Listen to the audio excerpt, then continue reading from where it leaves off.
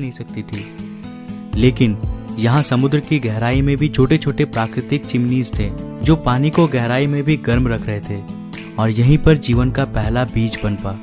हम ये नहीं जानते हैं कि ऐसा कैसे हुआ था, लेकिन किसी प्रकार से यहीं पर उन सारे मिनरल्स और केमिकल्स ने आपस में अभिक्रिया करके जीवन का बीज बोया, और यहाँ जन्म हुआ पहले एक कोशिकीय जीवों का। ये एक प्रकार के बैक्टीरिया थे। ये बैक्टीरिया समुद्र में बहुत ही तेजी से बढ़ने लगे।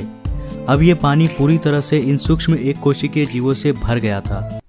कई करोड़ साल बाद, यानी आज से करीब 3.5 अरब साल पहले, समुद्र के अंदर इन बैक्टीरियाओं की संख्या इतनी बढ़ गई थी कि ये आपस में जुड़कर इस प्रकार के पत्थरों जैसी संरचनाओं में बदल गए थे, जिसे कहा जाता है स्ट्रोमेटालाइट्स। ये एक एक चट्टान अपने आप में बैक्टीरियाओं की एक पूरी बस्ती थी। ये बैक्टीरिया सूरज की रोशनी को भोजन में बदलते थे, और इस प्रक्रिया को हम बेहतर रूप से जानते हैं प्रकाश संश्लेषण के नाम से। इसी प्रक्रिया में ये एक उत्पाद, एक बाय प्रोडक्ट को निकालते थे, एक गैस, ऑक्सीजन। इन सूक्ष्म जीवों ने धरती पर एक सबसे अनमोल चीज का निर्माण किया, जो धरती में जीवन को पनपने के लिए सबसे ज्यादा महत्वपूर्ण था, और वास्तव में इसके बिना धरती पर कोई जीव जीवित नहीं रह पाता। करीब 2 अरब सालों तक पृथ्वी के वायुमंडल में ऑक्सीजन की मात्रा लगातार बढ़ती रही। आज से करीब 1.5 अरब साल पहले धरती में अब भी किसी प्रकार का कॉम्प्लेक्स लाइफ विकसित नहीं हुआ था, और ना ही धरती पर इतने बड़े बड़े महाद्वीप थे। धरती पर केवल छोटे छोटे द्वीप थे जो चारों तरफ से पानी से घिरे थे। मगर अब धरती के क्रस्ट में हलचल होने लगी। इससे धरती की सतह कई सारे टेक्टोनिक प्लेट्स में टूट गई।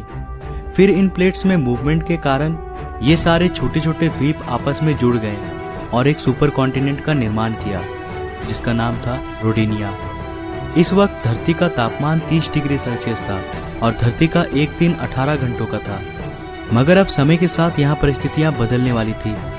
आज से करीब 75 करोड़ साल पहले धरती की रूपरेखा बदल रही थी।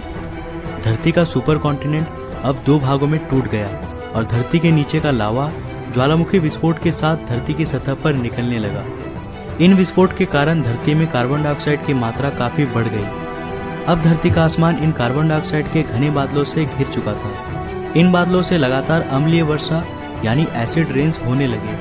इससे धरती के वातावरण का अधिकतर कार्बन डाइऑक्साइड धरती के चट्टानों पर कार्बन के मोटे मोटे परत के रूप में जमने लगे, जो इस बारिश के पानी के साथ बरस रहे थे। इससे वायुमंडल में कार्बन डाइऑक्साइड की मात्रा में भारी कमी हो गई और अब धरती का वायुमंडल सूरज की गर्मी को रोकने के काबिल नहीं रह सका। इससे धरती का तापमान बहुत ही तेजी से कम होने लगा और धरती पर पहले हिमयुग यानी आइस एज की शुरुआत हुई। ये आइस एज अब तक का सबसे लंबा आइस एज था, लेकिन ये भी हमेशा के लिए नहीं रहने वाला था। समय के साथ साथ वायुमंडल में कार्बन डाइऑक्साइड की मात्रा फिर से बढ़ने लगी और पृथ्वी का तापमान फिर से बढ़ने लगा।